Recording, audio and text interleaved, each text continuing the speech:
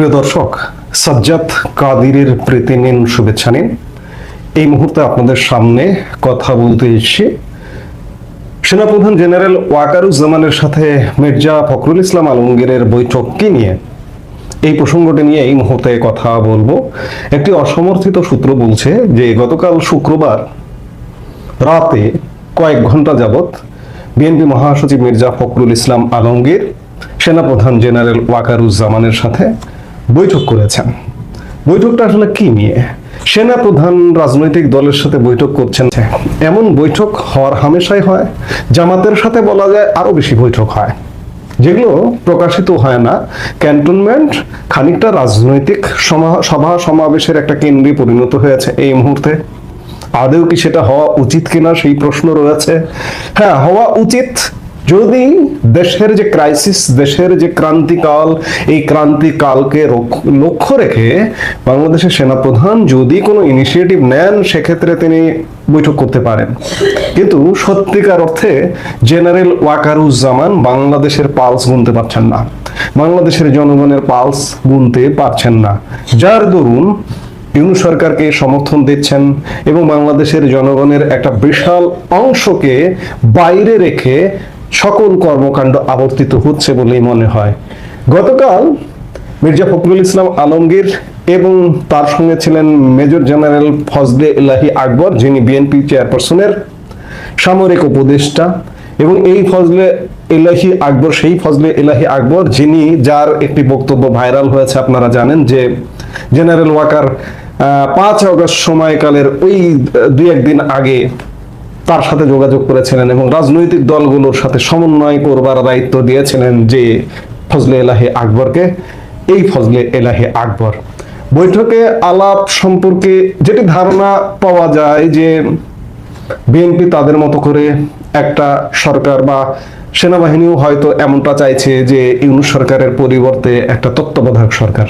আপনারা জানেন এই মুহূর্তে আপিল বিভাগে তত্ত্বাবধায়ক সরকারের শুনানি চলমান। এটি কয়েক ধাপে চলছে। গত 22 অক্টোবর থেকে শুরু হয়েছে এবং আবার এই সপ্তাহে এটির আর একটা ডেট আছে। ইতিমধ্যে 2-3টা শুনানি হয়েছে আবার এই সপ্তাহে, এবং এই শুনানিটা হতে হতে হয়তো এটা ডিসেম্বর পর্যন্ত চলে যেতে পারে। এর উদ্দেশ্যটা হচ্ছে বর্তমান যে প্রধান বিচারপতি, এই প্রধান বিচারপতিকেই বিএনপির একান্ত চাওয়া যে তাকেই সর্বশেষ অবসরপ্রাপ্ত প্রধান বিচারপতি হিসেবে তত্ত্বাবধায়ক সরকারের প্রধান হিসেবে দায়িত্ব নিন। বর্তমান প্রধান বিচারপতি আগামী 27শে ডিসেম্বর অবসরে যাবেন। সেই সময়টাতেই হয়তো একটা তত্ত্বাবধায়ক সরকার গঠন করবার চিন্তা করছে বিএনপি, এমন প্রস্তাব আছে। এবং দেশি বিদেশি, শুধু বিএনপির না, মার্কিনী প্রস্তাবও থাকতে পারে, কারণ একাধিকবার প্রধান বিচারপতির সাথে মার্কিন charge the affairs Tracey Ann Jacobson সাক্ষাৎ করেছেন। নানা রকম ঘটনা আছে যে পরিস্থিতিটা এমনটা হবে। আমরা বারবার বলছি না যে ডক্টর ইউনূসের অধীনে আসলে নির্বাচন হবে না, একটা পাল্টা সরকার হবে, পাল্টে যাবে। এই আলাপ সালাপ গুলো করবার জন্যই কি গিয়েছিলেন মির্জা ফখরুল ইসলাম আলমগীর? আমি বলবো না যে আমি এই বিষয়ে আলাপ হয়েছে, কারণ আমি সেই স্পটে ছিলাম না। অনেকে এমন ভাবে বলেন যে ওই বৈঠকে তিনিও ছিলেন। আমি সেটা বলতে চাই না, বলতে চাই যে এই বিষয়গুলো নিয়ে আলাপ হয়েছে কি। আরেকটি বিষয় আছে যে বিএনপির ভারপ্রাপ্ত চেয়ারম্যান তারেক রহমান দেশে আসবার একটা খুব আওয়াজ শোনা যাচ্ছে বিএনপি নেতৃত্বের মধ্য থেকে এবং নেতৃত্বের বাইরেও বিভিন্ন ফোরাম থেকে। নভেম্বর মাসে তিনি দেশে আসবেন এমনটা শোনা যাচ্ছে। আগামী 20 নভেম্বর বিএনপির ভারপ্রাপ্ত চেয়ারম্যান তারেক রহমানের 60তম জন্মদিন। তিনি কি এবার দেশে এসে তার 60তম জন্মদিনটি পালন করবেন? এই বিষয়গুলো নিয়ে কিংবা তারেক রহমানের আসার নিশ্চয়তা নিয়ে বা আসবেন তিনি, আসবার প্রস্তুতি নিয়ে সেনাপ্রধান জেনারেল ওয়াকারুজ্জামানের সাথে কি বিএনপি মহাসচিব বৈঠক করেছেন? এমন নানা বিষয় আছে, নানা প্রশ্ন আছে। যেটি হোক, আপনাদের একটা জিনিস মাথায় রাখতে হবে যে বাংলাদেশ সংকটের এক গভীর খাদে পড়ে আছে।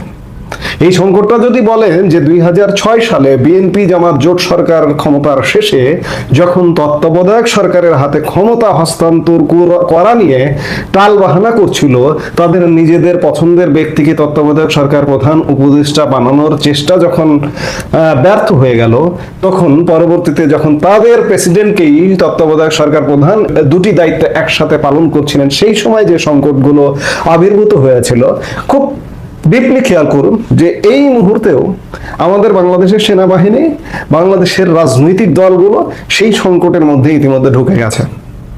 এই সংকট থেকে উত্তরণের উপায় কি? এই সংকট থেকে উত্তরণের উপায় বাংলাদেশ সামনের দিনগুলোতে খুব বড় ধরনের সহিংসতা, আগুন, সন্ত্রাসী কর্মকাণ্ড, একটা অরাজক পরিস্থিতির মধ্যে ঢুকে যাবে, এতে কোনো সন্দেহ নাই। এই অরাজক পরিস্থিতিতে ঢুকে তারপরে যদি বাংলাদেশে একটা শান্ত পরিস্থিতি হয়, একটা নির্বাচন হয়, নির্বাচন হয়ে নির্বাচিত সরকারের হাতে ক্ষমতা যায়, তাহলেই সম্ভব। এছাড়া বাংলাদেশের সামনে এখনো পর্যন্ত বাংলাদেশ অস্থিরতা আছে, জানমালের নিরাপত্তা নেই, সারা বাংলাদেশে কোথাও না কোথাও ঘটনা ঘটছে।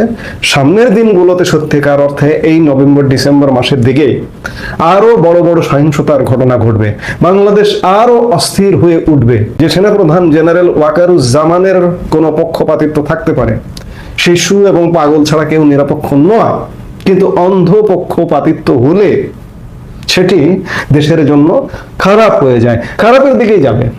জেনারেল ওয়াকারুজ্জামান ভালোর দিকে আনবেন বলে মনে হচ্ছে না, এখন পর্যন্ত লক্ষণ দেখে মনে হচ্ছে না। কারণ জেনারেল ওয়াকারুজ্জামান সমর্থিত ইউনূস সরকার, তিনি যদি একটা নির্দেশ দেন, ওয়ারেন্ট অফ প্রেসিডেন্স অনুযায়ী তিনি নিচে হোক, কিন্তু তারপরেও এ কথা মানতে হবে যে এই মুহূর্তে যে সরকারটি সেটি সেনা সমর্থিত।